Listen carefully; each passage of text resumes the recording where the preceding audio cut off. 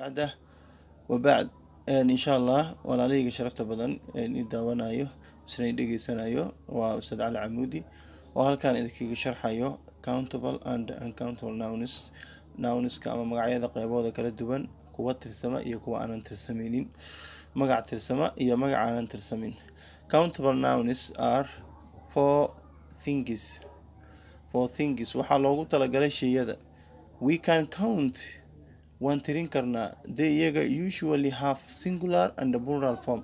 hab yacni maaragtay jamac iyo maaragtay mufrad intaba waa leeyihiin. tusaale examples dog oo kale a oo kale uu tirsamayaa. two dogs aa la dhihi karaa. laba a horse oo kale faras waaye. okay, two horses waa la dhihi karaa. 10 horses waa la dhihi karaa. a man yacni waa nin. 6 men waa la dhihi karaa. okay, 6 nin. shop the shops waa la dhihi karaa maaragtay dukaamada. a few ideas yacni waxoogo maaragtay fikrado waa la dhihi karaa idea. okay, we can use waxaan isticmaali karnaa the indefinite article yacni article qodob aanan qeexnayn ayaan maaragtay iyo an oo kale with the countable nouns aan isticmaalaynaa magacyada tirsama. a dog is an animal waa ka yacni waxaan dhehaynaa eyga waa xayawaan when